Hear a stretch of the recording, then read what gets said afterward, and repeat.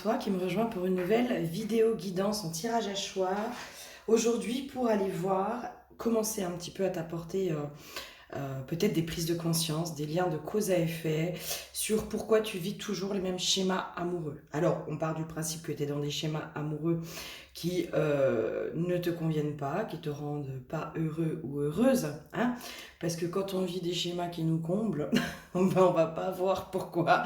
Voilà, pourquoi on vit toujours les mêmes schémas. Là, on part du principe que c'est un schéma problématique ben voilà, qui te nourrit pas, qui te fait toujours tomber peut-être dans des travers, dans des dépendances ou dans des choses comme ça. Ok. Le but là, c'est vraiment de vous apporter plutôt peut-être des prises de conscience, des liens de cause à effet. On part du principe qu'on attire ce que l'on vibre et que parfois, dans nos schémas parentaux, dans le schéma transgénérationnel, dans quelque chose de karmique ou de l'enfance, etc., il y a des choses qui se greffent, qui viennent faire une normalité, une forme de normalité. Sauf qu'à l'âge adulte, on voit bien que cette normalité, elle résonne pas. Alors pour certains, il y en a, je vais prendre l'exemple de la dépendance affective. Il y a des gens, ils sont très très bien dans la dépendance affective, ça leur convient, c'est leur normalité, ils sont très heureux là-dedans. Ok. Mais toi, si tu es sur cette vidéo, c'est que tes schémas amoureux aujourd'hui ne te rendent pas heureux ou heureuse. Donc il y a quelque chose à changer, à remettre en lumière. Et là, c'est vraiment le but de cette guidance. N'oubliez pas que ça reste du général, hein, que voilà, une vidéo générale comme ça n'aura jamais le même effet qu'un accompagnement individuel. Jamais. Enfin, on peut vous apporter des prises de conscience, on peut vous apporter des pistes de réflexion, des choses comme ça.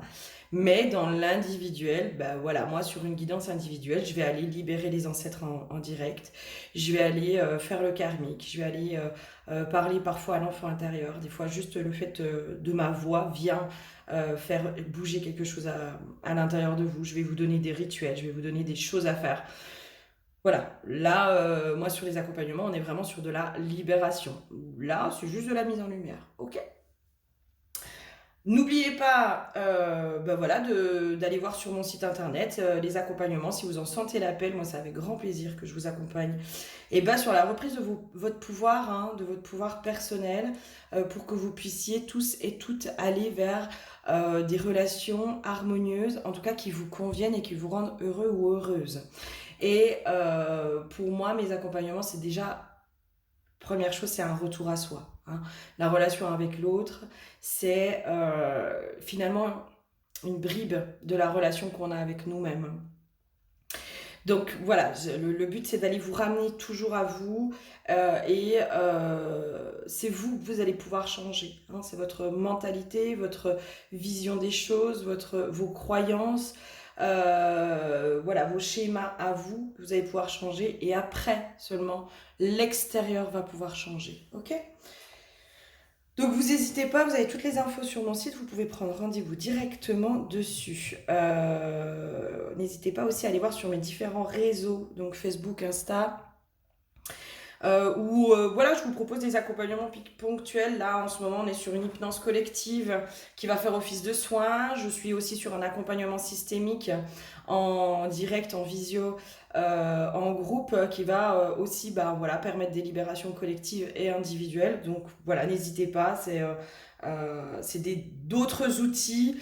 L'intention est toujours la même, c'est vous amener vers vos libérations, vers votre mieux-être, vers vos reprises de pouvoir, vers remettre l'inconscient au conscient, reprendre votre souveraineté et votre pouvoir. Moi, c'est vraiment sur ça que je veux œuvrer aujourd'hui, c'est vous aider à reprendre votre souveraineté, votre pouvoir, l'intégralité de votre pouvoir pour que vous puissiez déjà être bien avec vous-même.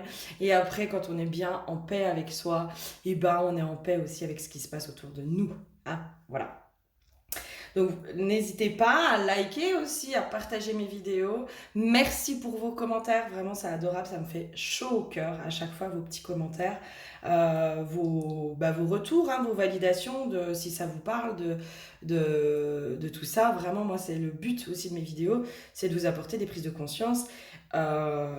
et évidemment de développer mon entreprise, hein, après que vous puissiez venir en individuel, c'est évident. Ah, on va pas non plus être hypocrite. Ok, alors, le tas numéro 1, on est sur, j'ai pris des supports à bougies. Donc le tas numéro 1, on est sur le support à bougie blue, avec l'oracle des météores. Le tas numéro 2, on est sur le support à bougie gris, avec l'oracle de la triade. Et le tas numéro 3, on est sur le support à bougie vert, avec l'oracle des chamans de lumière, des chamans lumière. Voilà. Donc vous choisissez 1, 2, 3, vous allez là où votre œil est attiré. Voilà, si vous hésitez entre deux tas, c'est peut-être qu'il y a des messages dans les deux tas, hein. D'accord? Donc écoutez-vous, c'est vraiment important que vous puissiez vous écouter. C'est aussi le but de mes accompagnements, c'est de vous amener à être autonome, hein. Et puis à la limite que vous ayez, moi le but, hein, vraiment là où c'est une concrétisation chez moi, c'est que vous ayez plus besoin de moi et que vous soyez vraiment, ou alors vraiment de façon ponctuelle sur des choses, parce qu'on a tous besoin les uns des autres, hein. Sur certaines choses, ben voilà, on a besoin d'un regard extérieur. Mais le but, c'est vraiment que vous puissiez être autonome, relié à votre guidance intérieure et vraiment être juste et en accord avec vous-même et toujours en alignement avec vous-même. Voilà, c'est sur ça que je vous amène dans mes accompagnements. Donc là, écoutez-vous, ok? Allez, à tout de suite sur ton tas. Des bisous. Bonjour à toi qui me rejoins sur le tas numéro 1. Toi qui as choisi le tas numéro 1, pour toi, l'huile, c'est l'huile de la guérison. Moi, ce qui m'amène tout de suite sur un peu le triangle de Cartman, bourreau, sauveur, victime. Voilà. Il y a possiblement chez toi un côté un peu sauveuse ou sauveur qui t'amène toujours à finalement soit tomber sur des bourreaux, soit tomber sur des victimes qui deviennent bourreaux, hein. Dans le triangle de Cartman, on prend les trois rôles, hein. On joue les trois rôles. On n'est pas que sauveur ou que victime, on peut aussi être le bourreau. Puis des fois d'aller accepter son bourreau intérieur, ça peut, voilà. Bref. Donc toi, dans le schéma, j'ai l'impression qu'on est un peu là-dessus, dans ce que ça me donne là tout de suite, on est un peu dans tout ça. Là, je vais vraiment aller voir le schéma déjà dans lequel tu es, pour que tu saches aussi dans quoi tu te retrouves et donner des indications. Dans la couleur de la bougie bleue, moi, c'est ce qui me donne, en fait, c'est comme si dans tes relations, en permanence, tu vas essayer d'aller apaiser l'autre. Tu vois, en permanence, tu essayes de l'apaiser, de le rendre heureux. Chez toi, moi, je sens une grande insécurité, tu vois, une grande insécurité émotionnelle ou relationnelle. Et le simple fait d'aller pouvoir aider l'autre, toi, ça vient presque te nourrir et t'apaiser, toi. J'entends, tu te sens utile à cet endroit-là. Voilà. Toi, dans tes relations, il faut que tu te sentes utile. Donc être utile, c'est aider l'autre, hein, dans un sens, on peut facilement tomber là-dedans. Ouais. Il y a une notion de toi, dans tes schémas aussi, il y a ce truc de tu vois le potentiel en permanence de l'autre, hein, quand tu rentres dans une relation. Tu vois le potentiel, si tu veux, mais tu vois pas le personnage de qui il est aujourd'hui. C'est-à-dire que tu vois derrière les masques, tu vois derrière tout ça. Et ce que tu te raccroches, c'est que tu te raccroches au potentiel.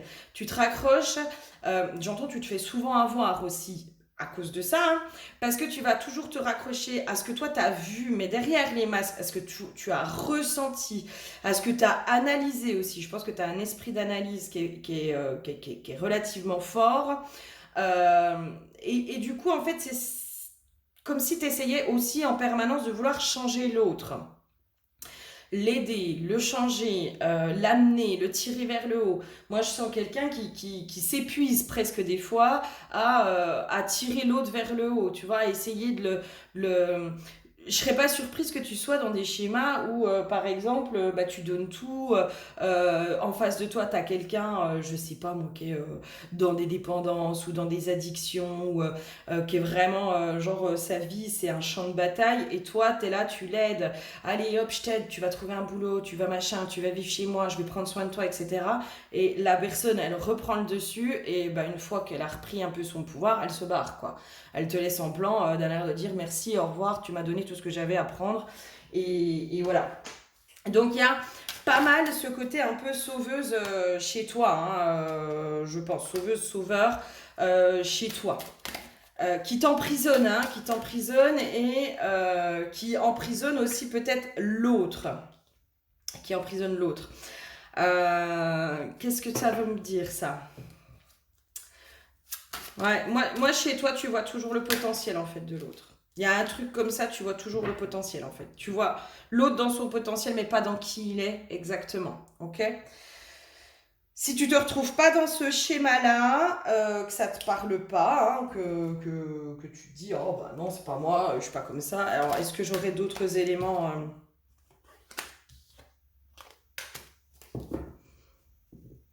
C'est comme si toi, en fait, tu voyais l'âme, hein. Il y a vraiment ce truc de, dans le potentiel, quand je te parle de l'âme,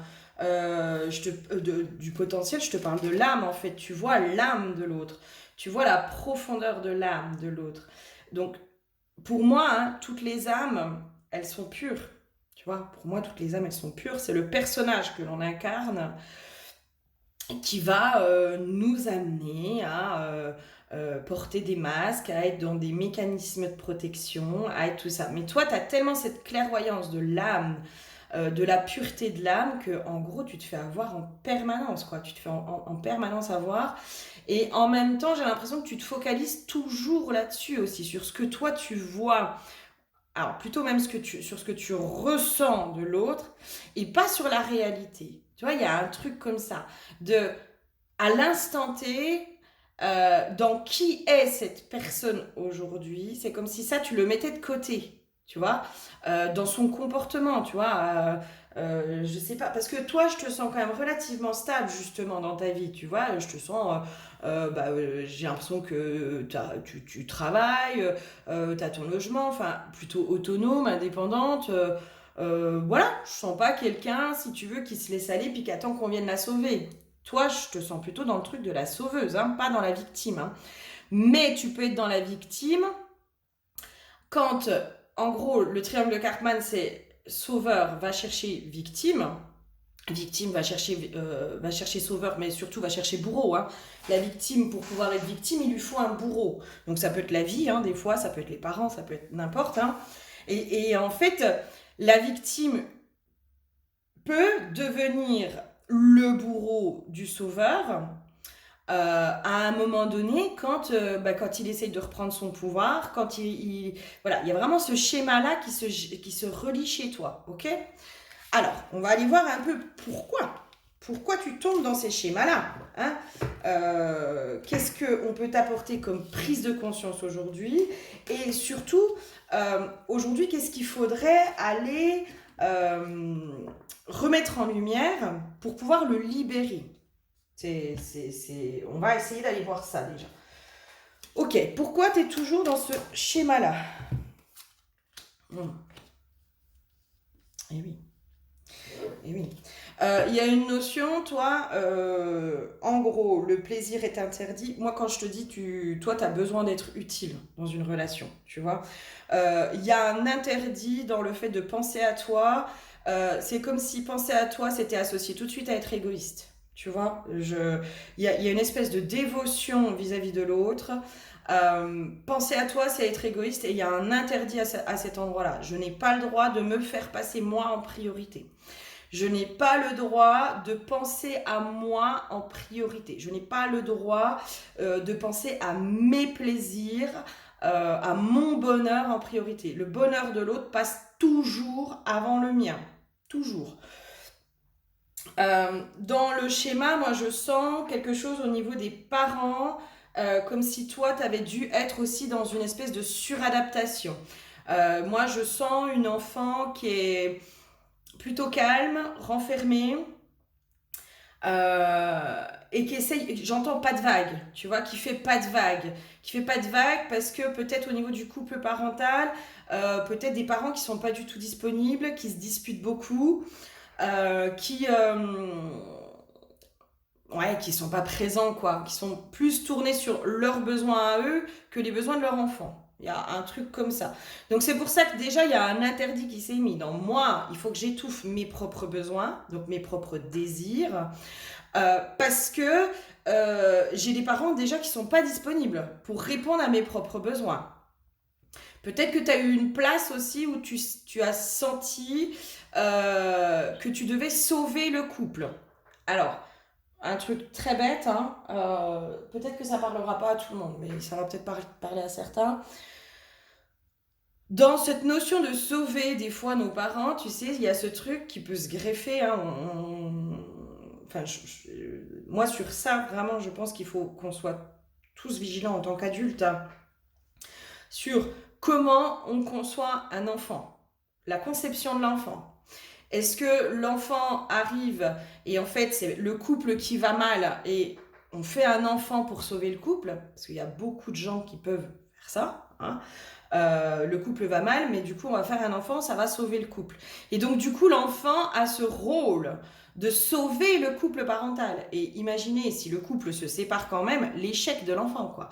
Donc il va toujours essayer d'aller dans des schémas impossibles, à essayer de sauver des histoires impossibles, à essayer de sauver des personnes qu'on ne peut pas sauver, parce qu'il y a une espèce de schéma qui s'est généré là-dedans. D'accord ? Donc peut-être aller voir aussi la conception, hein, de est-ce que vous, votre rôle, est-ce que c'était prévu, est-ce que c'était pas prévu, est-ce que c'était un accident, quel rôle vous ont fait porter inconsciemment vos parents, s'ils étaient plus pris dans le couple que dans les besoins de l'enfant, toi, tu as été obligé d'éteindre tes besoins, d'étouffer tes propres besoins. Donc là, dans ton mécanisme de sauveuse, c'est que limite, tu es dans la fuite de tes propres besoins. Donc, je réponds aux besoins de l'autre en priorité parce que ça, c'est ce que je sais faire. Ça, c'est ce que je sais faire. Moi, je me suis tellement éloignée de mes besoins que parfois, je me confonds même dans les besoins de l'autre. Ça peut même aller plus loin dans ce truc de non, mais moi, j'ai besoin d'aider l'autre. Ça, c'est mon besoin. Voilà. Moi, c'est là-dedans que je me sens bien, c'est mon besoin. Alors qu'en fait, non, c'est juste un schéma entre guillemets de survie qui s'est mis chez toi, et si tu vas vraiment à l'intérieur de toi, tu vas te rendre compte que finalement non, tu aimes aider l'autre, mais aider et sauver c'est pas la même chose. Il y a un gros truc émotionnel chez toi, hein. Pour moi, j'irai voir vraiment cet émotionnel. Moi, je me sens j'ai un truc, genre, j'en ai gros sur le cœur. Enfin, là, c'est comme si j'avais mon cœur qui débordait, qui débordait, qui débordait. C'est bloqué à la gorge. Je sens que ça se bloque à la gorge. Avec une impossibilité de dire les choses, une impossibilité de parler, une impossibilité de nommer. J'entends, si tu nommes les choses, tu as peur de passer pour la méchante. Voilà, il y a un truc de moi, il faut que je sois la gentille. Moi, il faut que je sois la gentille, je n'étais que ça. Tu as toujours peur peut-être aussi d'être la méchante. Donc, dire non, poser des limites, répondre à tes besoins en priorité avant les besoins des autres, tu as l'impression que tu es la méchante à cet endroit-là. Il y a un truc comme ça qui s'est greffé déjà. Ok. Quoi d'autre?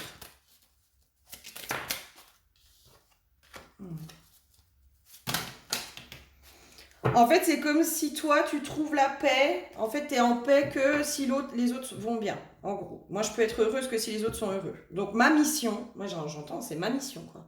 Ma mission, c'est que les gens qui sont autour de moi soient heureux. J'entends, c'est une mission impossible, en fait. C'est une mission impossible. Vraiment, hein. Tu ne peux pas. Tu ne peux pas aider l'autre. Tu ne peux pas... voire même tu le dépossèdes. Tu le dépossèdes de son propre potentiel guérisseur. Tu le dépossèdes de son propre pouvoir de guérison.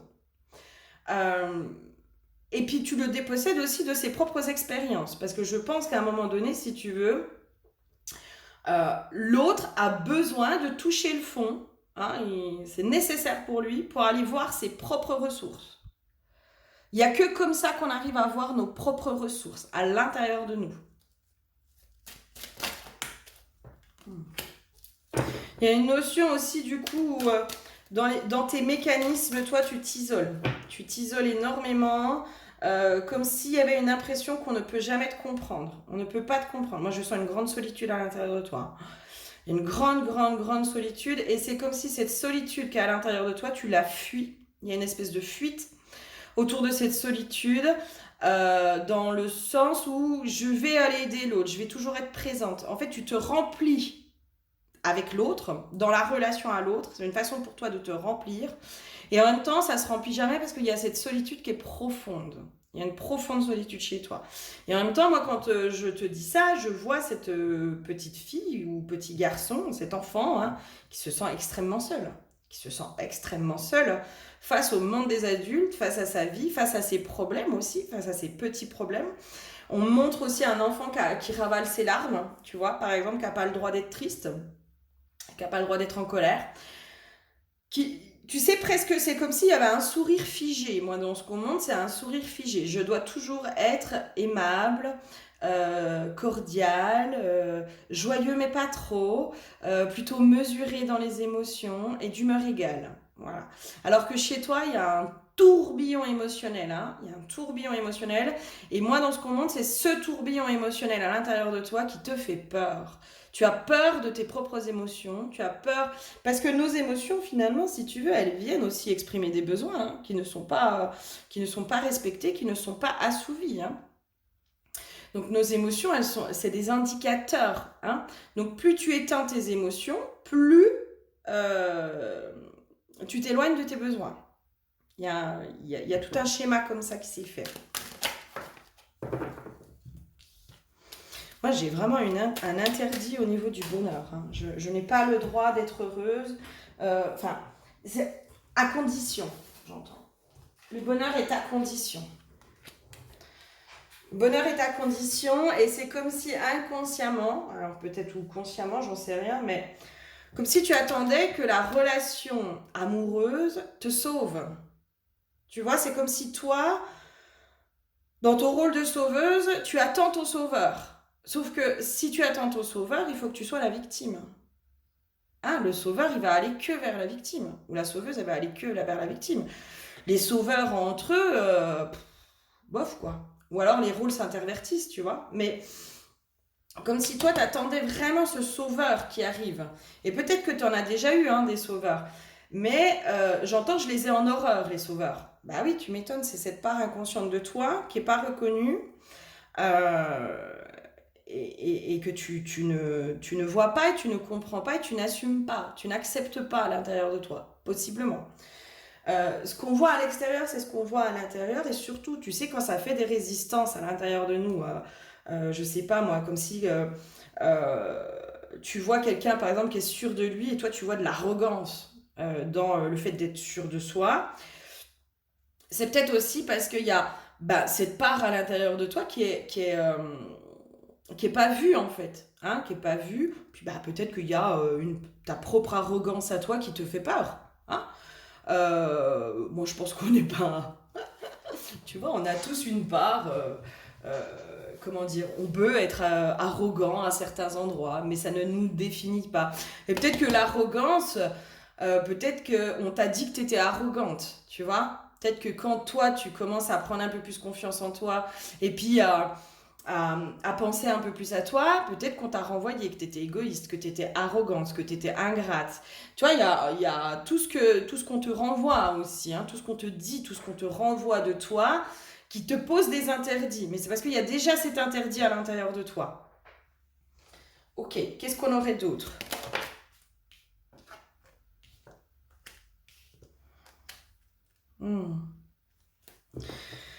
Il y a une notion aussi comme si il y avait une incapacité à se protéger chez toi. Tu n'arrives pas à te protéger des gens qui sont entre guillemets malsains, quoi. Qui pourraient aussi te détruire. Il y a cette notion, en fait, tant que tu n'es pas à l'écoute de tes besoins, ça veut dire que tu n'es pas à l'écoute aussi de qui tu es. Moi, j'ai une notion de tu donnes énormément de pouvoir à l'autre, de te définir. Hein. Et tant que l'autre détient cette clé de toi, hein, de te définir toi, il a ce pouvoir sur toi. Il a ce pouvoir de t'élever ou de te descendre. Il y a une notion, c'est comme si l'autre, presque t'étais transparente. Enfin, j'ai une notion de, moi je donne tout, quoi. Je donne tout, je donne même plus ce qu'il en faut. Je donne tout. Et donc, du coup, l'autre, en fait, j'ai une notion de... Il peut utiliser aussi tes failles contre toi. Hein. Possible qu'il y en ait qui utilisent des failles, tes propres failles contre toi. Alors que quand tu es au courant, tu vois, de tes propres failles, de machin, enfin, de qui tu es, hein, quand tu es au clair avec qui tu es, bah l'autre il peut te dire ah ouais t'es arrogante t'es machin tu le regardes tu dis bah ouais je sais et alors c'est quoi le problème j'ai le droit en fait j'ai le droit d'être qui je suis en fait j'ai le droit d'être arrogante j'ai le droit d'être égoïste j'ai le droit de dire non j'ai le droit de penser à ma gueule en premier j'ai le droit de ça toi il y a énormément d'interdits en fait sur presque qui tu es quoi moi je te vois mais limite t'es dans la fuite de toi-même dans qui tu es quoi tu te fuis toi-même alors que là, on essaye plutôt de te dire, bah, va à la rencontre de toi. Va à la rencontre de toi, puis tu verras que c'est pas si moche ce qu'il y a à l'intérieur de toi. Au contraire. Au contraire. Le pouvoir de l'acceptation. Hein. Le pouvoir de l'acceptation, c'est un truc de fou. Moi, je peux vous dire que ce sur quoi on résiste persiste. Quand on commence à accepter ces parts de soi qu'on n'aime pas trop, quoi, et ben c'est là où elles peuvent commencer à se modifier. Mais tant qu'on ne les accepte pas à l'intérieur de nous, elles ne peuvent pas se modifier parce que c'est ce qu'elles nous montrent. Elles disent eh oh, je suis là, moi j'ai besoin d'attention. Ok, qu'est-ce qu'on aurait d'autre à me dire sur le pourquoi tu es dans les mêmes schémas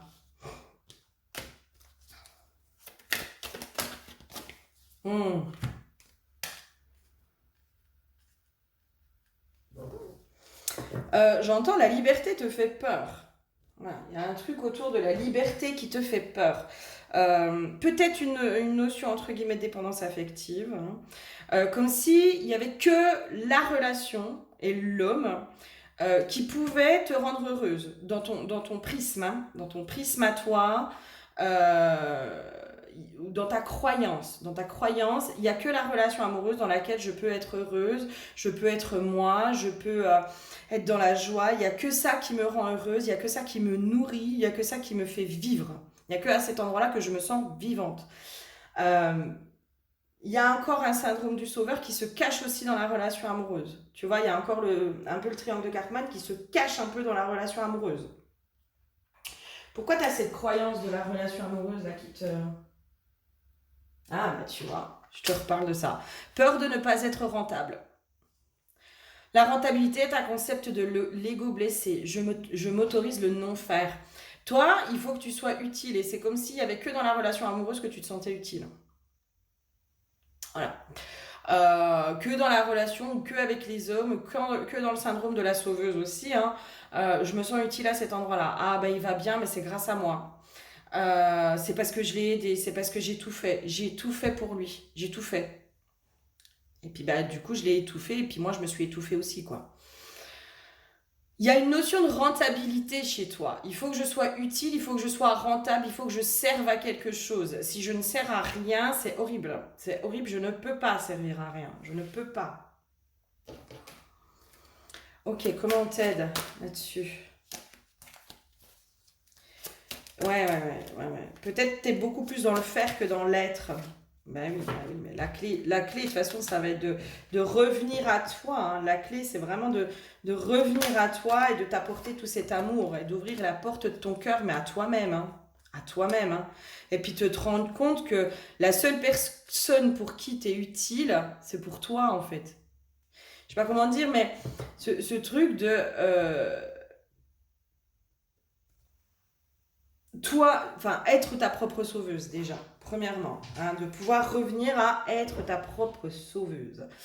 Ouvrir la porte de ton cœur, mais à toi-même, tu es dans la fuite de ce que tu ressens, et c'est comme si presque il y avait un interdit sur le fait de s'aimer. C'est comme si t'avais presque associé le si je m'aime, moi, je suis égoïste ou égocentrique. Égocentrique. Euh, Moi, on me montre une vision, alors je sais pas si c'est le père, voilà, peut-être, le père, la mère, enfin voilà, dans ta construction dans l'enfance, j'ai quelqu'un qui est très centré sur lui. Et en même temps, quand je te dis les parents qui sont centrés sur leurs besoins à eux et qui sont pas du tout centrés sur les besoins des enfants, c'est très égocentrique, tu vois. C'est comme si dans ta construction, toi,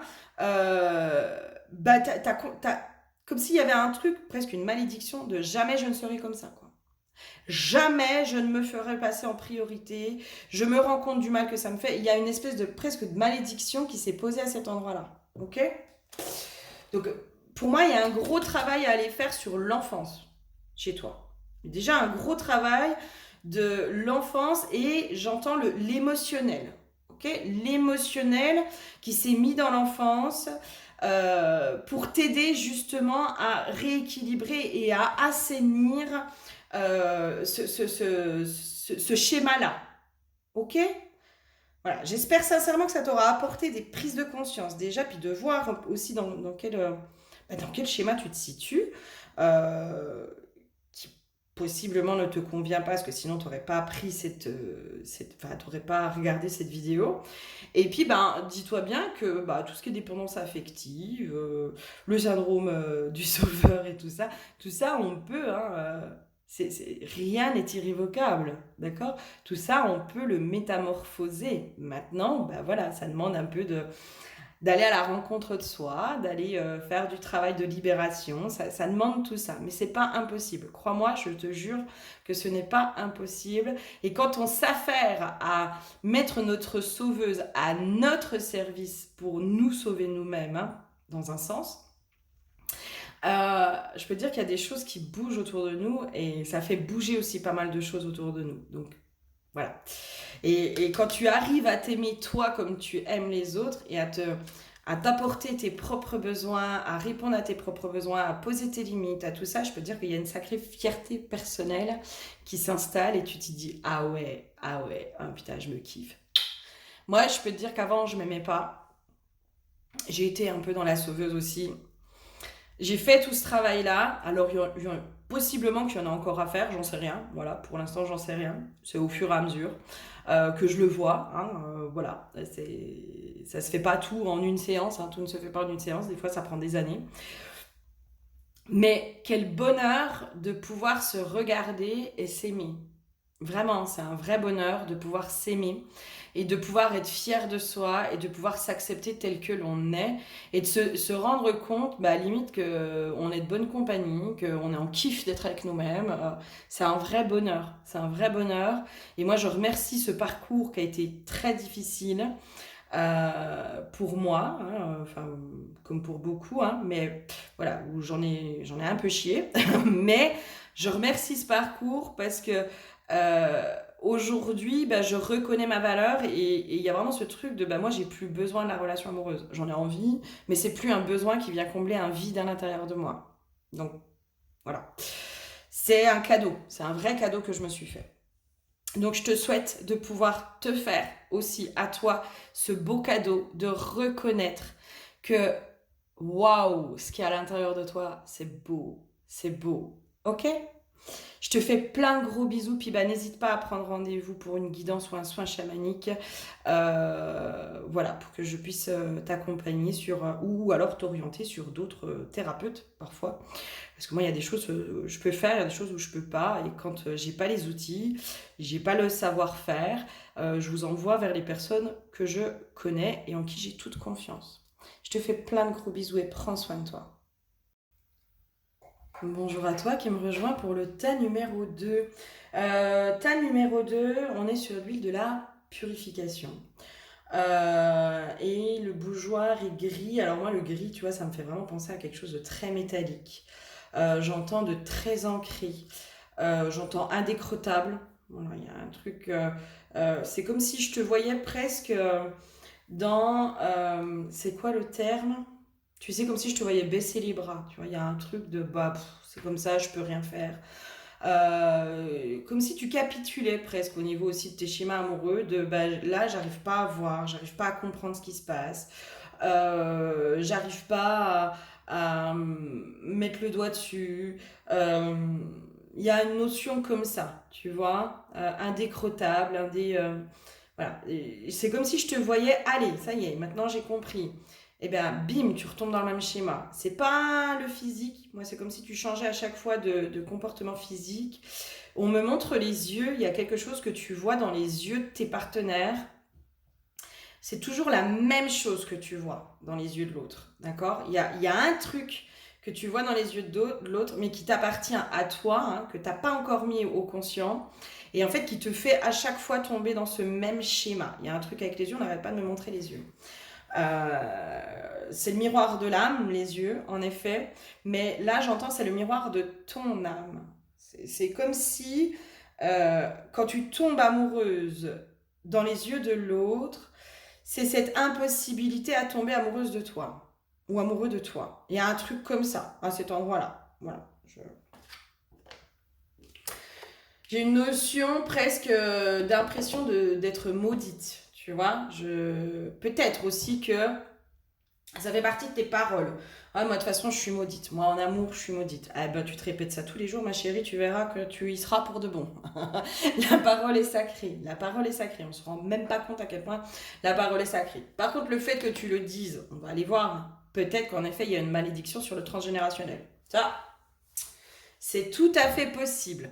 Mais voilà, c'est comme si là on montrait, en effet, peut-être qu'il y a quelque chose que tu vois dans le regard de l'autre qui appartient à quelque chose du transgénérationnel. C'est possible. Ok, on va aller voir quel est ton schéma. Dans quel type de schéma tu tombes en permanence, tu retombes en permanence.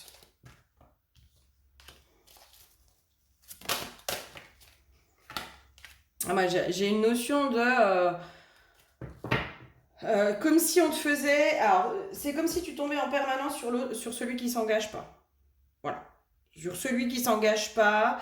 J'entends qu'il te fait miroiter aussi. Hein. J'ai une notion de quelqu'un qui te fait miroiter. Qui te manipule, hein, qui te fait... peut-être tu tombes souvent aussi sur des relations où l'autre est déjà en couple. Tu vois, l'autre est déjà en couple, puis il te fait miroiter. Non, mais t'inquiète pas, je vais la quitter, c'est juste que c'est pas le moment pour l'instant, etc. Mais qui te promet l'engagement, mais en fait, ça n'arrive jamais. Il y a un truc comme ça de... Moi, je te promets à chaque fois l'engagement, je t'endors un peu avec des paroles, je te fais miroiter ci, je te fais miroiter ça. Il y a une notion... moi, on montre aussi beaucoup de paroles. Tu vois, c'est des paroles, des paroles, des paroles, des paroles. Et en fait, il n'y a pas d'acte. Il n'y a pas d'acte, il n'y a rien qui se pose, ça bouge jamais. Et toi, ça te met toujours dans cette attente de non, mais il m'a dit que à la fin de l'été, ça y est, il allait prendre la décision. Puis bon, bah, la fin de l'été arrive. Ah, bah non, bah mince, attends, c'est la rentrée des gamins. Bah après la rentrée, et puis ainsi de suite, tu vois. Comme si on te faisait en permanence miroiter. Et j'entends aussi qu'on vient t'utiliser. On t'utilise, tu vois. Il y a une notion d'être utilisé en permanence. Ok, qu'est-ce qu'on aurait d'autre pour toi? Je suis pas sûre que ces guidances-là elles soient très confortables, hein, mais bon. Eh oui. Oui. J'ai, moi, des profils où, en face de toi, t'as quelqu'un qui reconnaît pas les erreurs, quoi. Manipulateur, hein. J'ai une notion de manipulation. Qui peut-être te punit par le silence ou la prise de distance, tu vois, genre par exemple pendant 3 jours je t'écris pas parce que en gros t'as essayé de me faire un caca nerveux, quoi. T'as commencé à poser tes limites en disant oui bah si ça continue moi ça s'arrête. Ah ok, bah tu veux que ça s'arrête bah pendant 3 jours et en fait c'est toujours toi qui reviens. Moi j'ai une notion comme ça. C'est toujours toi qui reviens, c'est toujours toi qui fais les efforts. Comme si je voyais l'homme qui a un contrôle sur toi, une emprise, une prise sur toi qui est très très forte, très très forte. Et moi j'ai quelqu'un qui ne reconnaît jamais ses erreurs en face, jamais. Qui retourne peut-être même à chaque fois, qui te dit ouais mais moi si j'ai agi comme ça c'est parce que c'est de ta faute, tu vois. C'est toi qui as agi comme ça donc du coup j'ai fait ça. Il y a une notion de manipulation très très très très forte. Donc, à mon avis, tu tombes souvent sur des manipulateurs, hein, des gens qui t'embobinent.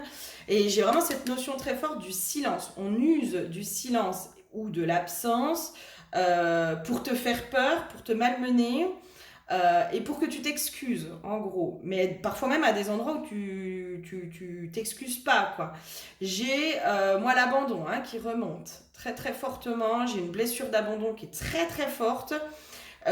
Qui fait que tu te mets tout de suite en dépendance et que l'autre, en fait, il a un pouvoir sur toi pour te manipuler. Il te fait faire tout ce qu'il veut, quoi. Limite.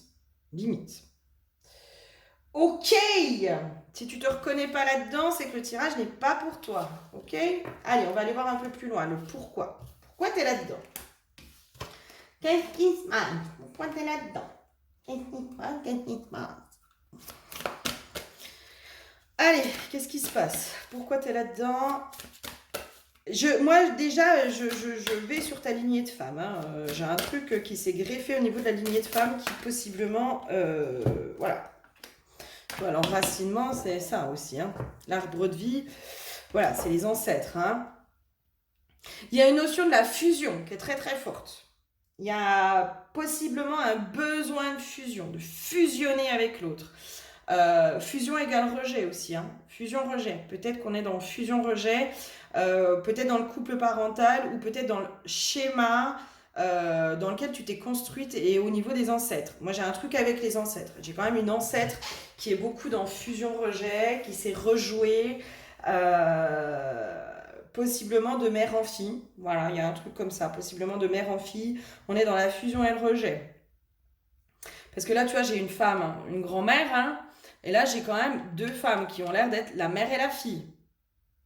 Donc, à mon avis, il y a une de tes ancêtres, ok, qui a possiblement jeté une malédiction. Ok? À mon avis, va creuser sur ton arbre généalogique les malédictions qui ont pu être jetées par des ancêtres. Malédiction, je vous rappelle, c'est maldiction. Ok? C'est les mots dits, les mots qui ont été dits. Ça peut être un exemple de malédiction, je sais pas moi, plus jamais, je sais pas, c'est les femmes de ma lignée ne peuvent exister qu'à travers les yeux de l'homme. Voilà. Y a plein de types de malédictions, et là on est trop sur du général pour que je puisse vous donner l'info, parce que moi, je vous donne voilà, là où il faut aller creuser. Après, c'est en individuel que je vous donnerai les malédictions et comment on les lève et comment on libère les ancêtres. Surtout, on va aller libérer les ancêtres. Moi, c'est ce que... c'est redonner la dignité, c'est redonner la valeur, c'est pouvoir apporter des compréhensions à cet ancêtre aussi, dans ces malédictions, c'est toutes ces choses-là. Hein, et ça se fait que en individuel. Enfin, je peux pas le faire sur du général, c'est pas possible. Mais je vous donne des pistes déjà de réflexion et sur quoi vous devez aller creuser. Donc en effet, quand tu dis je suis maudite, je suis maudite, je suis maudite, oui, en effet, il y a une malédiction qui est posée sur la lignée de femme. Avec possiblement une impossibilité de voir clair dans le jeu de l'autre, j'entends, de voir clair dans le jeu de l'autre, avec la manipulation qui est très dominante. J'ai vraiment un truc de manipulation hyper dominante. Hein. Ok, qu'est-ce qu'on aurait d'autre pour t'aider à comprendre tes schémas? Voilà. Il y a un truc en fait, alors on va voir la lignée de femmes, on va voir les lignées d'hommes aussi, hein, à mon avis. Hein. C'est comme si sur tes lignées d'hommes, il y avait une peur de la puissance de la femme. Et à mon avis, toi, tu tombes sur des hommes qui essayent en permanence de te manipuler, de t'asservir, entre guillemets, parce qu'ils voient ta propre puissance et en fait, ça leur fait peur. Et en fait, c'est que j'ai presque une notion de... C'est presque jouissif de pouvoir asservir cette puissance, parce qu'eux, ils se sentent puissants à cet endroit-là. Quand tu arrives à avoir la main mise sur quelqu'un que tu vois qui est puissant, tu vois, tu as l'impression que tu es plus fort. Tu as l'impression que tu es plus fort que l'autre, quoi. Alors que, bref, c'est juste des jeux de pouvoir. Il y a des jeux de pouvoir. Il y a quelque chose qui n'est pas du tout équilibré entre les hommes et les femmes de la lignée. Hein, il y a possiblement beaucoup de jeux de pouvoir, de manipulation, peut-être des relations dominant-dominé. J'ai une notion d'asservissement. On essaye beaucoup d'asservir l'autre et notamment d'asservir la femme. Hein.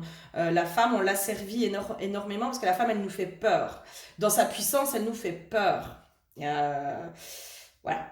Et en même temps, ta lignée, enfin, là, dans ce qui se passe au niveau de tes lignées, enfin, moi, ça me surprend pas beaucoup. Ça fait partie aussi du collectif, hein, de quelque chose de très collectif, où le patriarcat essaye d'asservir la femme, mais parce que la femme aussi fait peur dans sa puissance. Donc, c'est juste, pour moi, quand il y a des lieux, des relations de pouvoir, de jeux de pouvoir, hein, dans lesquels on peut tomber, c'est aussi parce que nous, on doit aller récupérer notre pouvoir à certains endroits. Et plus tu vas aller récupérer ton pouvoir là où tu l'as perdu et là où tu l'as donné, moins il y aura de jeux de pouvoir. Ok? Et les jeux de pouvoir aussi, ils se font à l'intérieur de nous avec notre propre mental qui va venir, lui, nous manipuler. Hein? Lui, il vient nous manipuler, il vient nous dire... voilà, les jeux de pouvoir, ils sont aussi à l'intérieur de soi, hein. Faut pas rêver, hein. Et notamment avec le mental. Ok, qu'est-ce qu'on aurait d'autre pour pouvoir t'aider là, à mettre en lumière, à comprendre pourquoi... Non, il y en a trop. On va quand même les prendre. Oui, tu vois, la dualité. Les récoltes, moi, encore une fois, on est sur l'arbre, hein. La dualité dans l'arbre généalogique. Il y a une notion de perfection. Il faut que la femme soit parfaite. Ouais, il y a une notion de la femme, elle doit être parfaite. Perfection chez la lignée de femmes. On doit être parfaite pour être aimée, j'entends. On doit être parfaite pour être aimée. Elle ne peut pas exprimer sa vérité, elle ne peut pas exprimer ses limites. Il y a un asservissement, hein, pour moi. Il y a vraiment ce truc d'asservissement sur les femmes de ta lignée.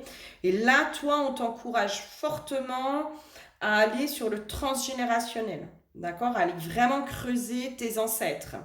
Les schémas transgénérationnels et les malédictions, croyances transgénérationnelles qui se sont greffées et dans lesquelles tu es, puisque après, à un moment donné, si tu veux, ça devient une normalité. Hein, c'est ce que je vous dis, parce qu'à un moment donné, on a une normalité qui s'installe, ça a toujours été comme ça, moi j'ai toujours vu ma mère soumise, j'ai toujours vu mon père la manipuler, la rabaisser, etc. Donc toi, c'est ta normalité quand tu as été élevé là-dedans, puis des fois, tu commences à te poser des questions, tu dis, non, attends, j'ai vu d'autres familles, je suis allée chez des amis, j'ai vu que ça fonctionnait autrement, c'est là où tu te poses des questions, puis tu dis, attends, là, il y a quelque chose qui va pas, moi, je me rends compte que ça me convient pas. C'est là où aussi on grandit, c'est quand on commence à remettre en question certains schémas parentaux et familiaux. Et puis, des fois, on est choisi par...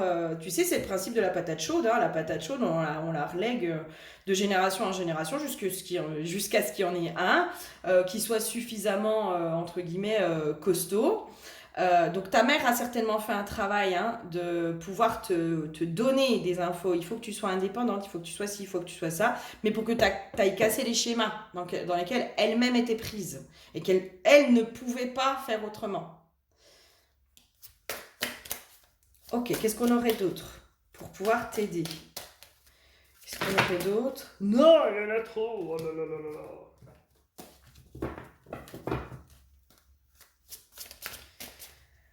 Qu'est-ce qu'on aurait d'autre pour t'aider? Toi, tu voulais sortir.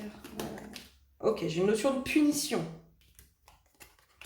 Une notion de punition, hein, chez toi. Hein. Enfin, oui, qui est très forte.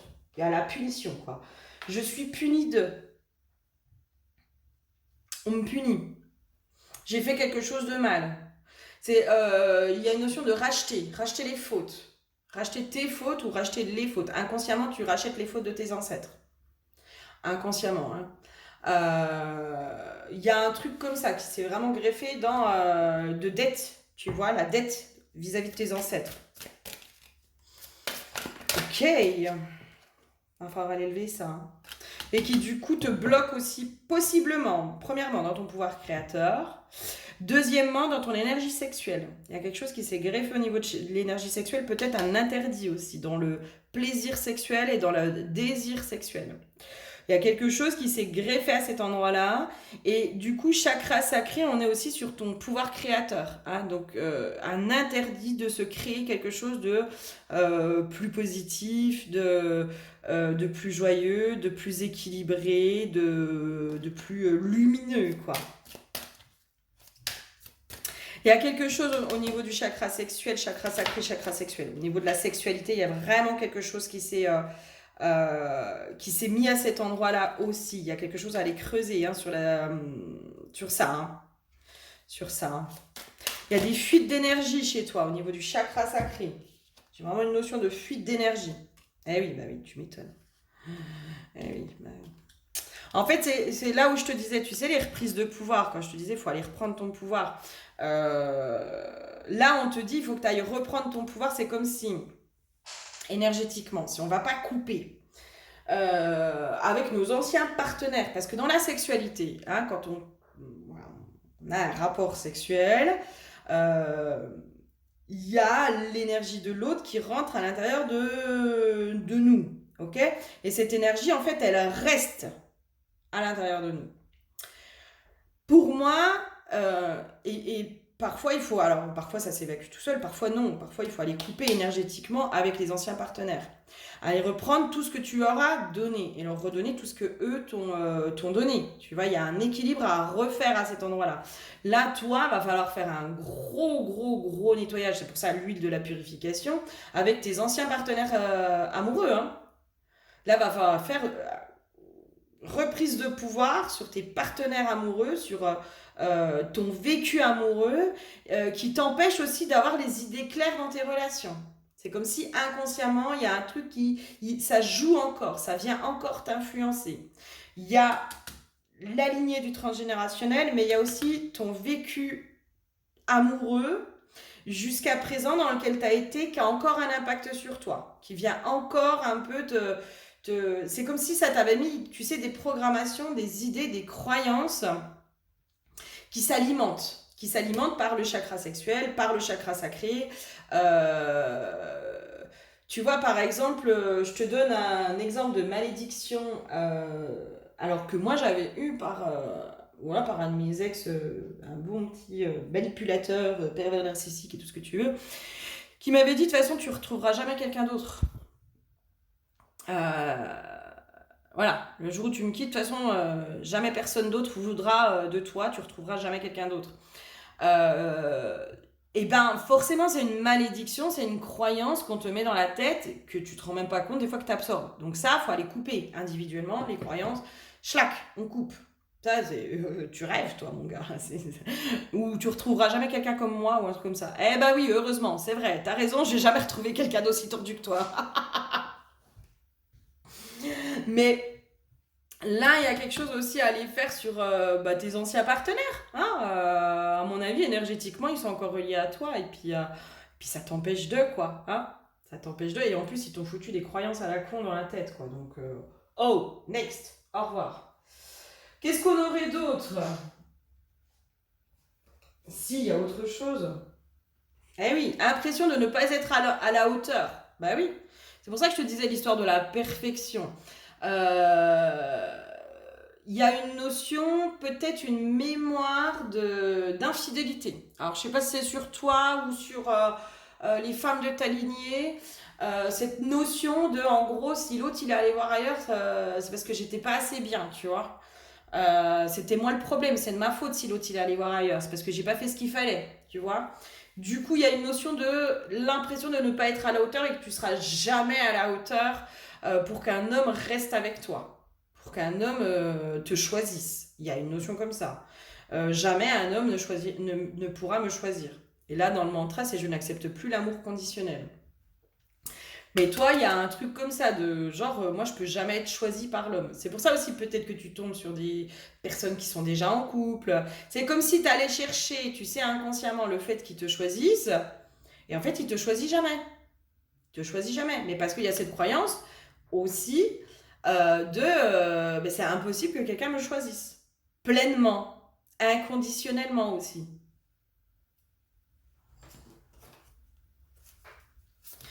Ok. Qu'est-ce qu'on aurait d'autre?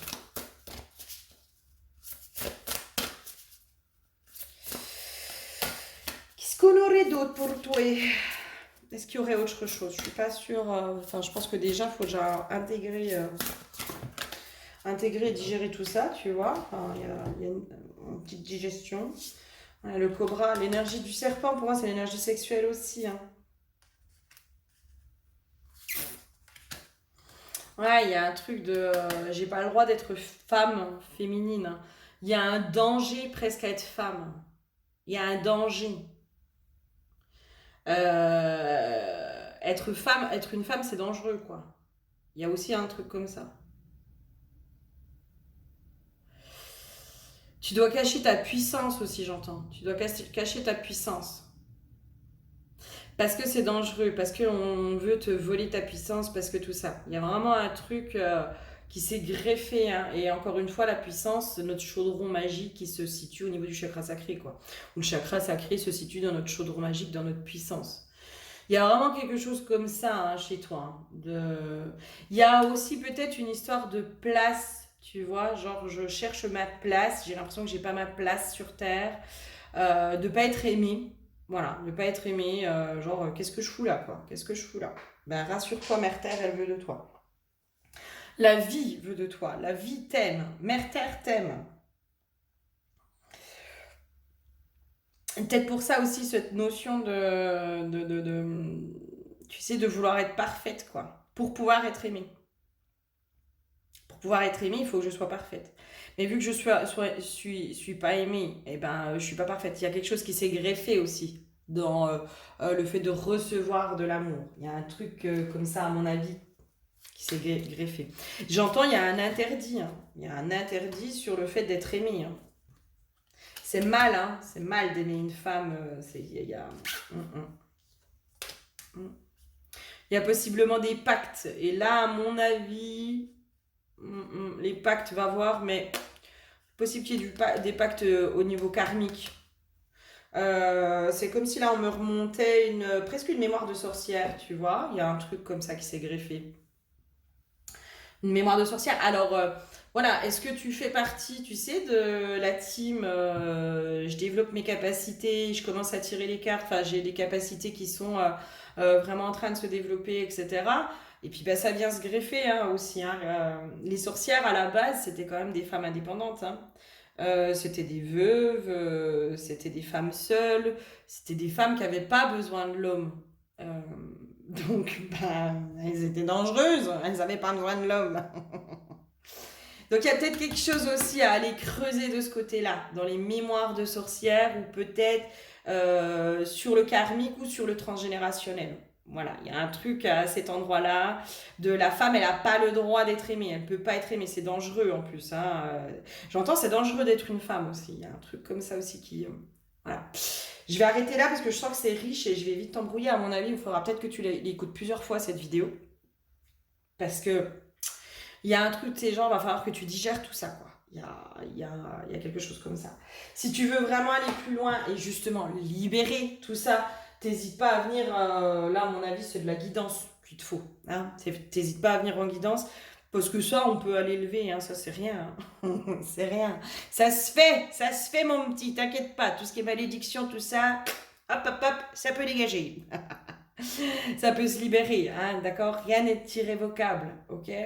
Les maudits, les malédictions, tout ça, rien n'est irrévocable. Et moi, sur une guidance, je peux le faire en direct, ou alors je vous donne tous les protocoles que vous allez poser et que vous allez faire pour vous-même et par vous-même, ok?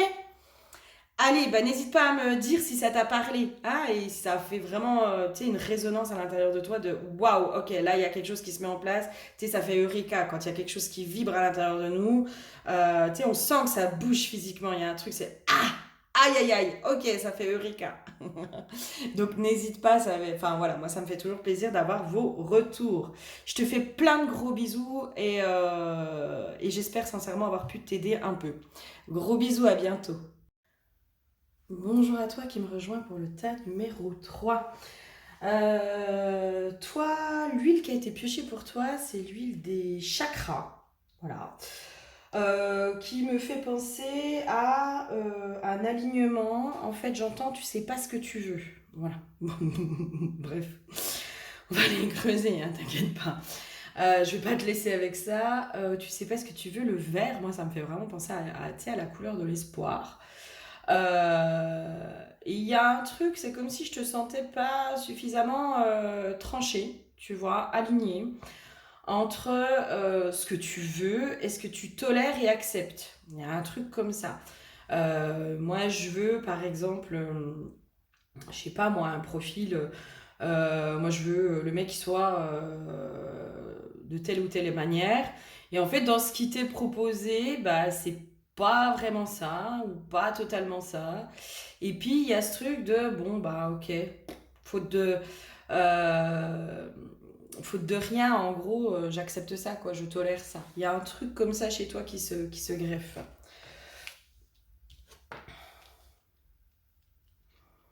Ok. Il y a une notion aussi, tu sais, mais d'espoir, en fait, que l'autre change. J'entends par amour pour toi, tu vois, il y a un truc comme ça de ah mais Peut-être que tu as toujours espoir que l'autre va changer, va évoluer, va... C'est pour ça que je te dis, en fait, il y a vraiment ce truc de, ben moi, j'ai un idéal. Voilà, je te vois, en fait, avec un idéal de relation, de partenaire, de tout ça. Et en fait, dans ce qui t'est proposé, ça correspond pas du tout à ton idéal. Et en fait, en gros, tu tolères, quoi. Il y a un truc comme ça. J'entends, parfois, tu tolères l'intolérable. Il y a aussi une notion comme ça. Ok, on va aller voir un peu plus loin. Qu'est-ce qui se passe pour toi? C'est quoi tes schémas? C'est quoi Il y a une notion de douter beaucoup de doutes vis-à-vis de toi, vis-à-vis de vis-à-vis de toi. Moi, j'ai un truc comme ça, un manque de confiance en toi, une non-reconnaissance de ta valeur, qui fait que presque limite t'acceptes les miettes, tu vois.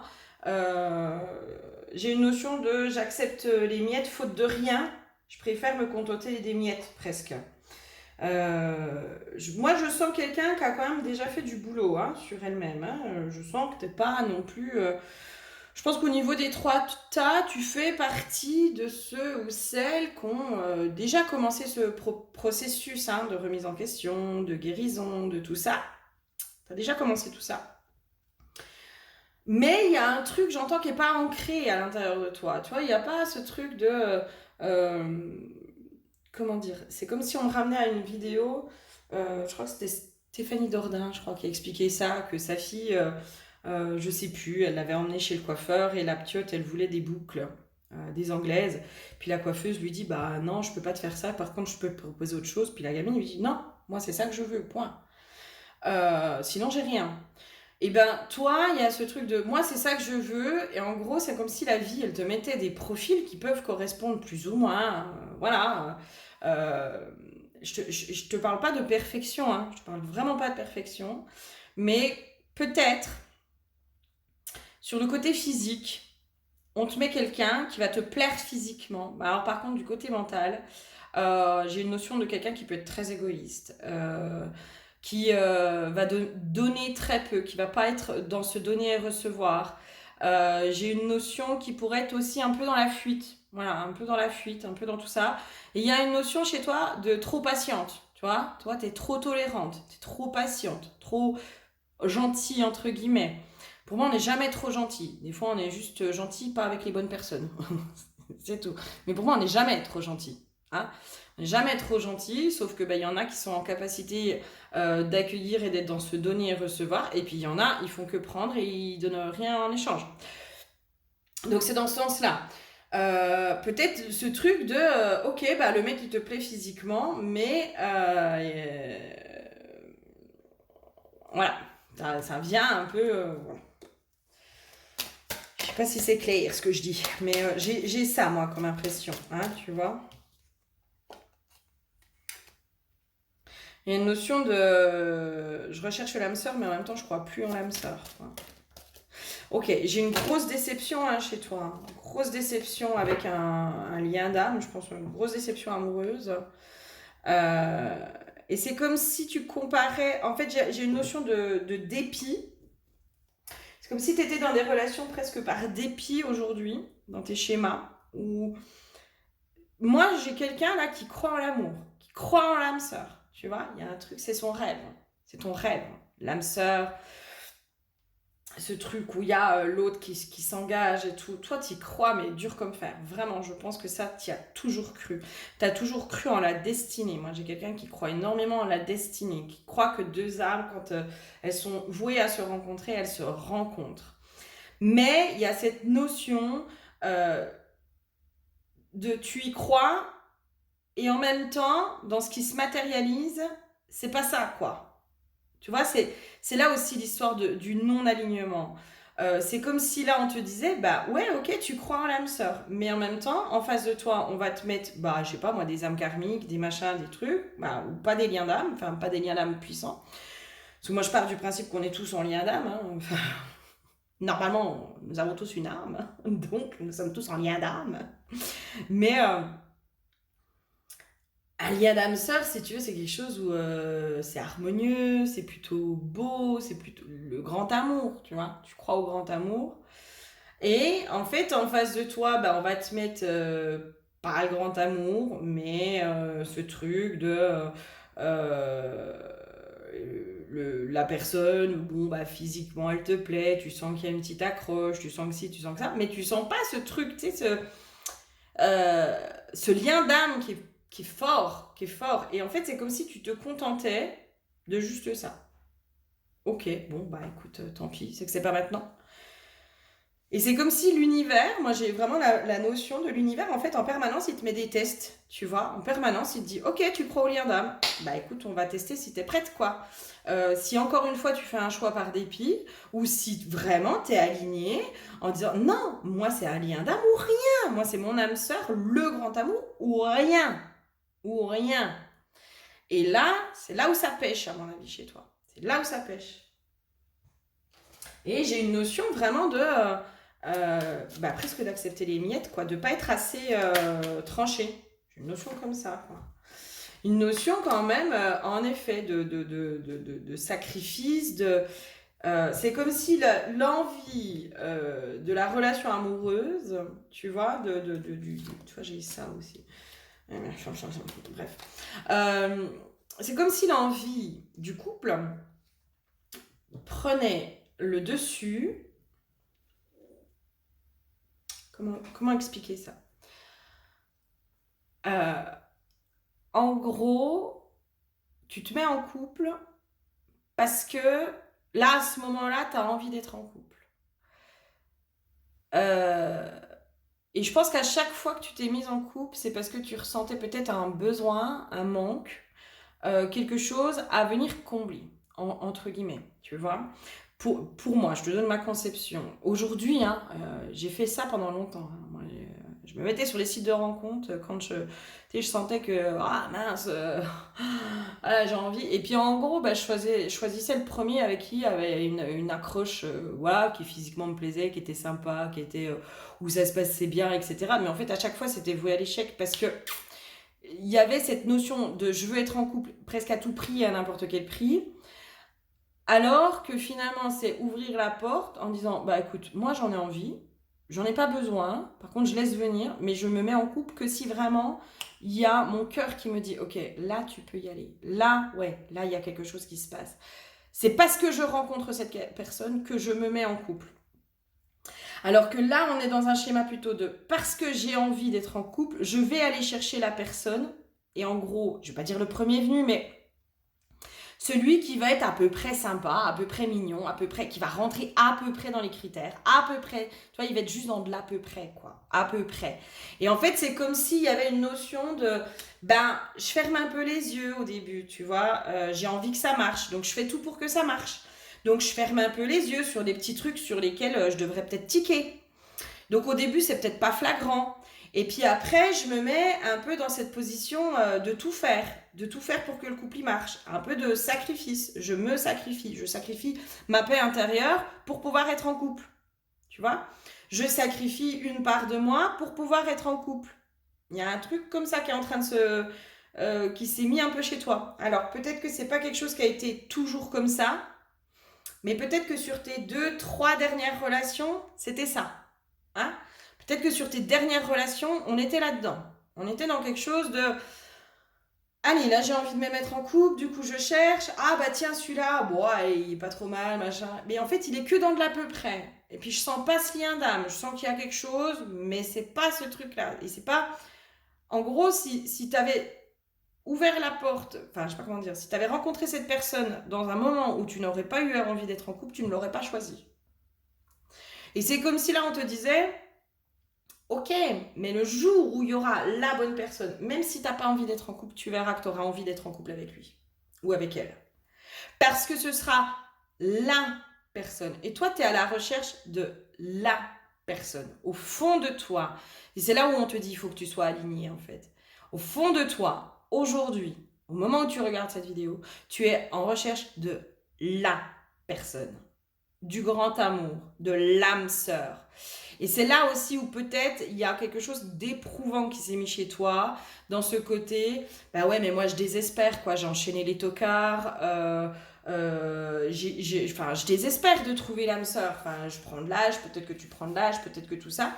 Et en fait, c'est comme si on disait, ben oui, mais en fait, à chaque fois que tu vas aller chercher, on va te mettre quelqu'un qui sera pas ton âme sœur, qui sera un autre lien d'âme, pour te tester, pour voir, ok, est-ce que tu es toujours dans tes mêmes schémas, d'aller combler un vide, entre guillemets, hein, entre guillemets, d'aller combler un vide, de faire le choix du couple pour combler un vide, ou de faire le choix du couple parce que c'est la personne qui te donne envie. C'est pour ça que je te dis, pour moi, toi, dans tes schémas, tu as réglé des choses. Vraiment, hein, vraiment, je pense qu'on a...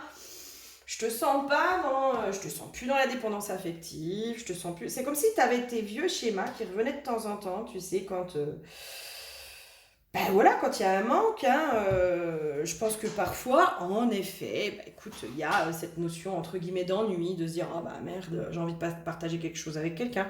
Donc là, à ce moment-là, peut-être que tu te mets en quête amoureuse, et puis bah, dans un sens, on te met des profils, et j'arrête pas d'avoir notion de test, hein. On te met des tests, hein. On te met des tests à chaque fois, et puis à chaque fois, tu tombes dedans.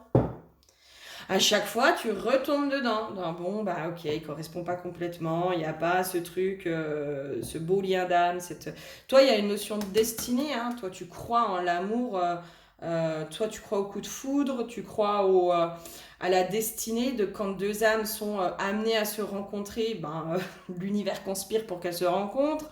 Toi, tu crois à l'amour au premier regard, tu crois à cet amour d'âme.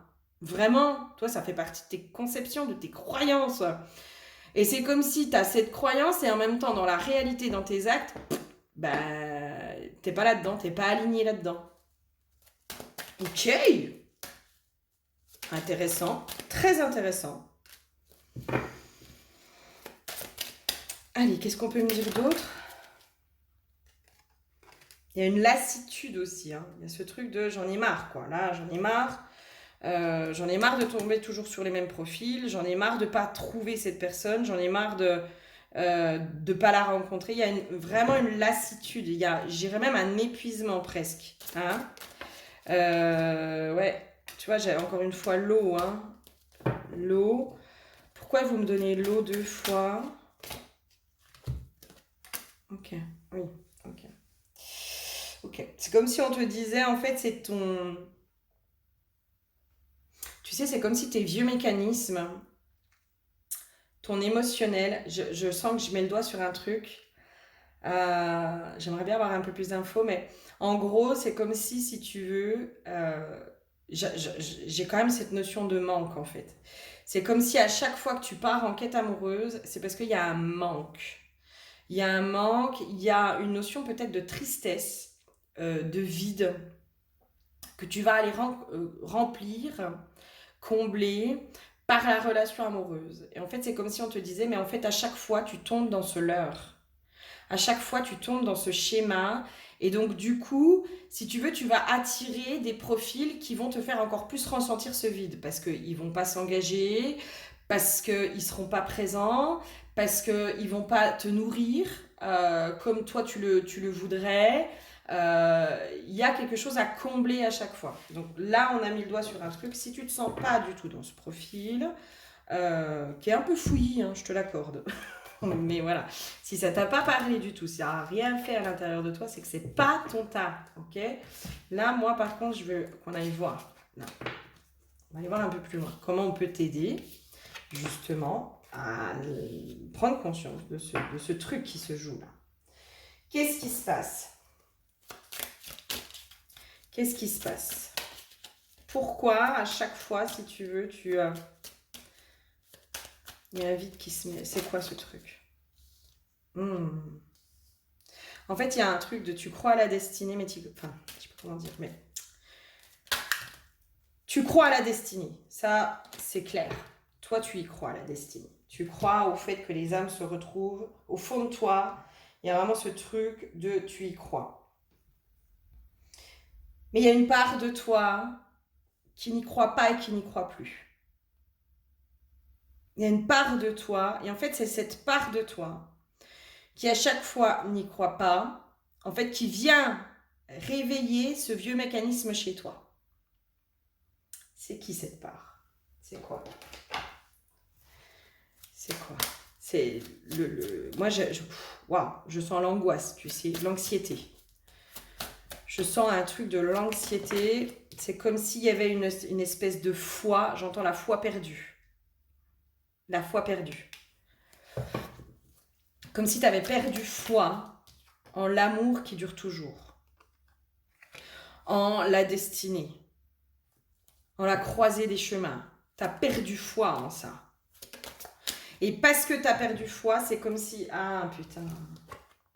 Eh oui, mais oui. Comme si on me disait, mais en fait, toi, il y a un rapatriement d'âme à faire sur ça. Il y a un rapatriement d'âme à aller récupérer ton petit bout d'âme. À quel moment il a perdu foi en la destinée? Tu vois? À quel moment tu as perdu foi en cette destinée? En ce grand chef d'orchestre qu'est l'univers.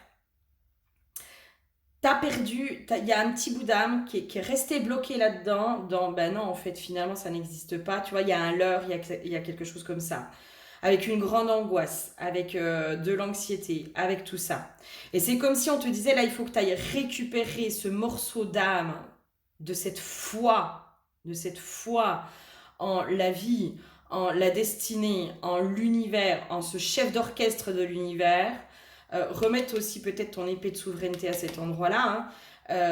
Ok, j'entends aussi cette notion peut-être dans les concepts spirituels, comme si tu étais un peu paumé dans tous les concepts spirituels. Oui, ben écoute, on est créateur de notre bonheur, donc du coup je peux créer, mais en fait, machin, mais du coup l'univers, le libre arbitre, tu vois, il y a un truc comme ça qui s'est greffé. Ouais, ok, alors moi je comprends qu'on est créateur, qu'on a notre libre arbitre, mais en même temps, il y a le grand mystère qui orchestre tout, la vie, qui t'oriente. En fait, c'est comme s'il y avait ton mental qui s'était mis là-dedans, et en fait, il ne sait plus en quoi croire. Donc, c'est comme si on te disait, mais on s'en fiche de ce en quoi tu crois. Parce que de toute façon, quand tu crois en la destinée, de l'univers, de tout ça, c'est ton pouvoir créateur qui se met en place aussi, qui se met là-dedans. Moi, je crois au fait que la destinée, l'univers va mettre en place les choses pour qu'il y ait ce grand amour qui arrive dans ma vie. Je ne sais pas où, je ne sais pas comment, je ne sais pas quoi, mais voilà. Et là, c'est ton pouvoir créateur qui se met en co-création avec l'univers. Mais parce que tout part de ta croyance, en fait. Tout part de ta croyance. Il y a un truc de rapatriement d'âme, toi, de croire à nouveau.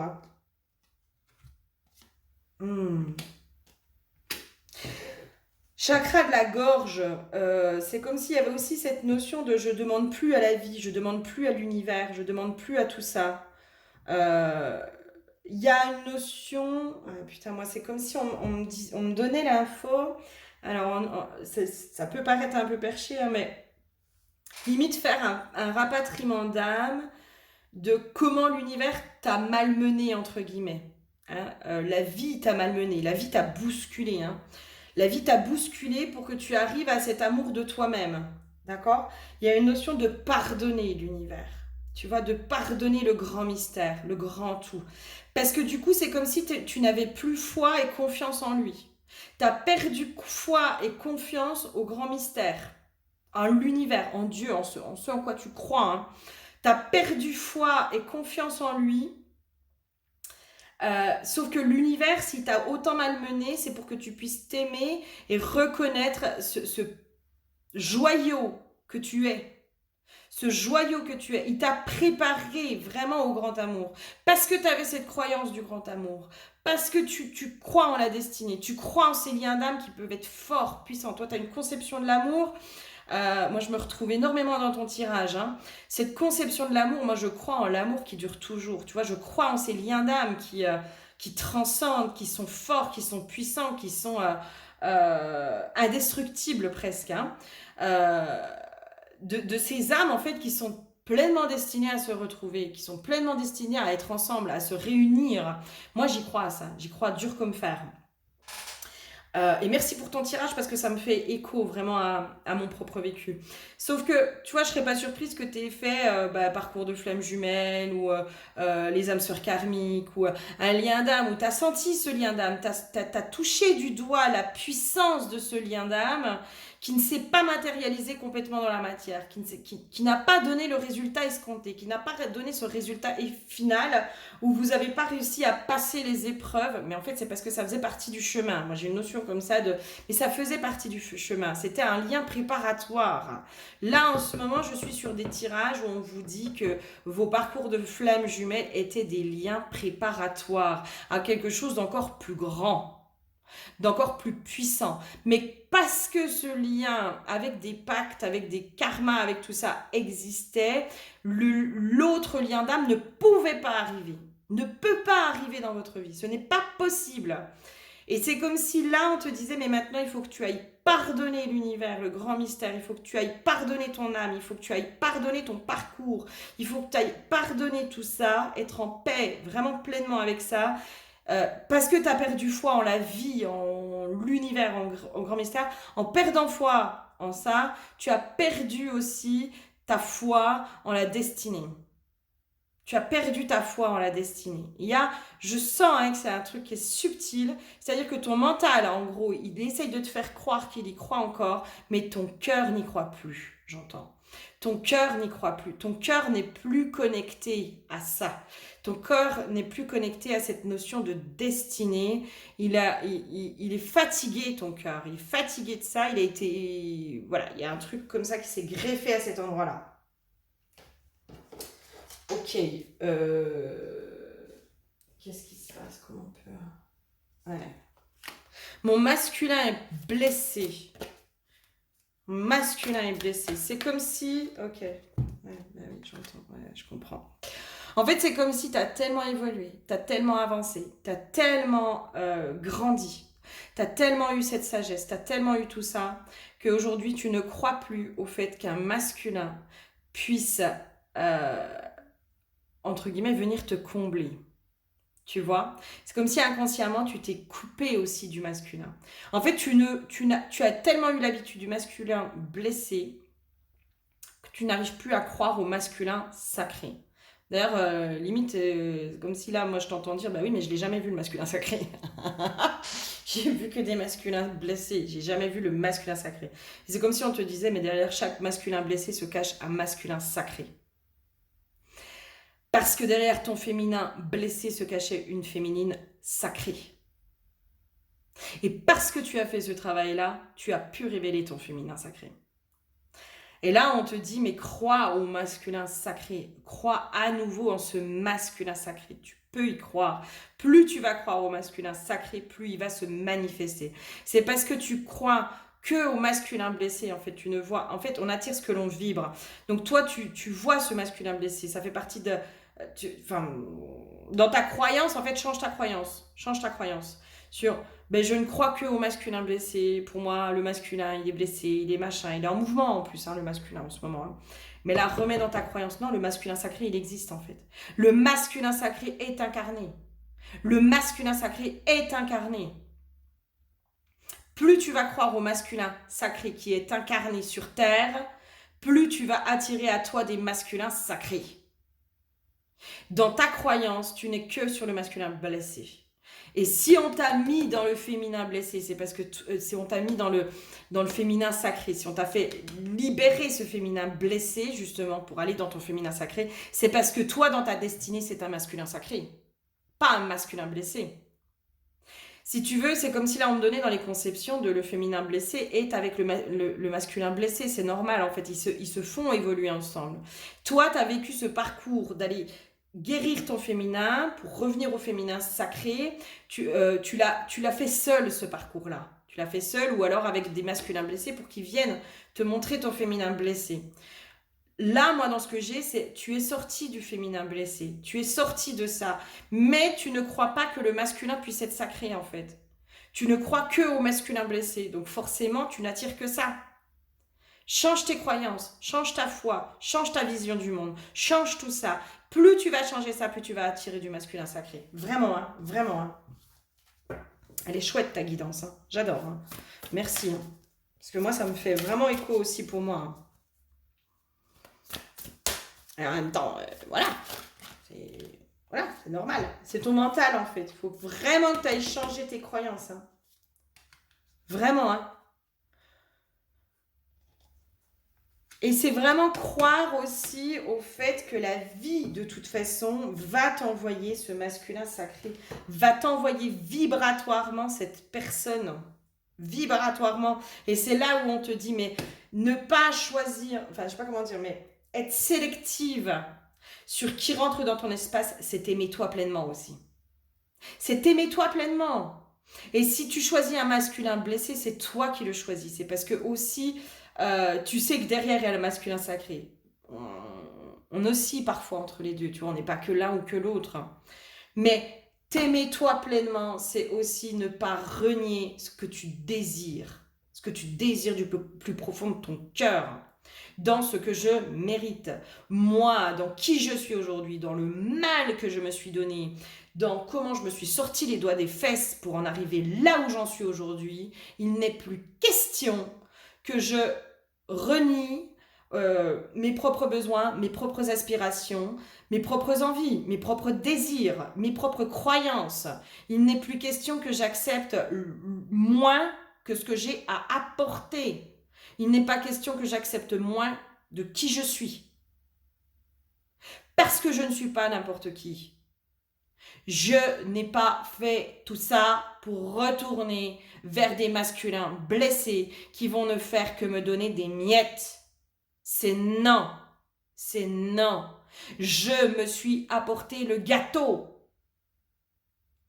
Je me suis apporté le gâteau. Donc aujourd'hui, ceux qui rentrent dans mon espace, c'est à minima quelqu'un qui m'apporte le gâteau. Car moi, je vais lui apporter le gâteau aussi. Tu vois, il y a un truc comme ça. Plus d'affirmation de toi, presque. Hein. Plus d'affirmation de toi. Et te remettre vraiment, presque pardonner l'univers hein, du chemin de tout ça, ou te pardonner toi, pardonner ton âme. Vraiment. Il fallait que tu puisses... voilà. Et là, c'est comme si on te disait, là, on te donne ce temps de repos, de répit.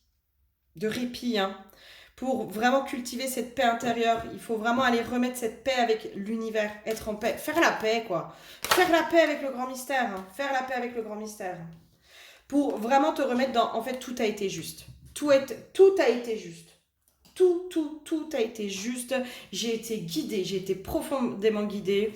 Et ma destinée, c'était peut-être d'en chier autant avec mes partenaires amoureux pour pouvoir être la bonne personne aussi pour ce masculin sacré. Le féminin blessé ne peut pas avoir accès au masculin sacré. Hein. C'était pas possible. Hein. Il fallait que toi, tu sois le féminin sacré aussi. Tant que tu n'étais pas le féminin sacré, tu ne pouvais pas avoir accès au masculin sacré.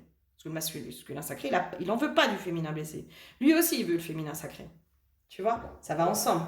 Et toi, reconnais-toi aujourd'hui comme faisant partie du collectif du féminin sacré. Reconnais-toi là-dedans. Reconnais-toi. Reconnais cette richesse à l'intérieur de toi. Ce tourbillon à l'intérieur de toi. Et oui. Et là, c'est vraiment, en fait, plus tu vas pardonner l'univers, tu vas faire ce travail de pardon au grand mystère. Hein. Pardonner le grand mystère pour, t'avoir autant malmené. Hein, je pense qu'il n'y est pas allé avec le dos de la cuillère. Hein, il t'a bien secoué. Et bien, plus tu vas le pardonner, plus les choses vont se débloquer, en fait. Et plus tu vas te reconnecter à cette foi profonde de la destinée de tout ça. Oh, c'est chouette. J'ai adoré ton tirage. Bon, j'espère sincèrement que ça t'aura parlé, aidé et puis apporté les déclics nécessaires justement pour débloquer ta situation. Toi, en fait, il n'y a pas grand-chose. Hein. Ok ? Allez, je te fais plein de gros bisous. N'hésite pas à me laisser un commentaire pour me dire si ça t'a parlé. Bisous, bisous.